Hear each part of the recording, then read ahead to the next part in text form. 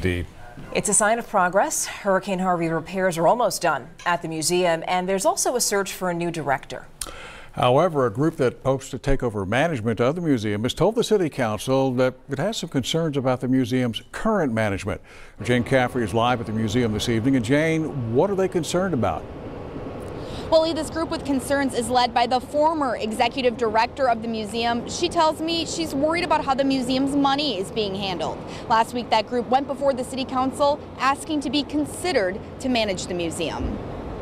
The city owns the Corpus Christi Museum of Science and History, but it's been managed by a company called Corpus Christi Management Joint Venture, or CCMJV, since 2012. Carol Rettmeyer also became the museum director in 2012, but was let go by CCMJV in 2016. Since then, she's formed a museum advisory board of 8, which now wants to take over management duties. It's really important that the entity that runs it is a not-for-profit with a truly philanthropic mindset that wants the funds to go completely back to the museum.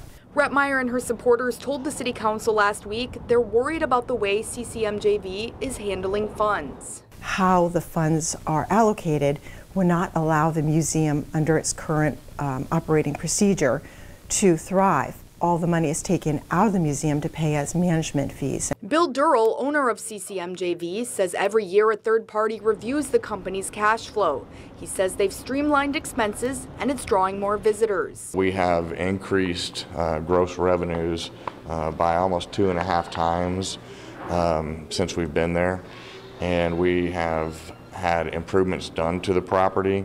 Today, the city discussed a contract to let CCMJV manage the museum for another 5 months. Durrell says it would have been a 1.5-year long contract, but the city shortened the term after the advisory board spoke out at council. It's a good group of people that showed up last week, and I hope that they would take that same passion and work with us on trying to do everything that we're doing with the museum. The advisory board is also concerned that the museum has been closed since October due to Hurricane Harvey damage. Durrell says that Harvey exposed several other problems that needed to be fixed. He says that city bond dollars were supposed to pay for those repairs a decade ago, but the museum never saw that funding, so they're dealing with all the problems now. Reporting live, Jane Caffrey, Chris 6 News. All right, thank you very much, Jane. By the way, those Hurricane Harvey repairs there are almost complete, as you heard. In fact, the museum plans to reopen to school groups as early as next week.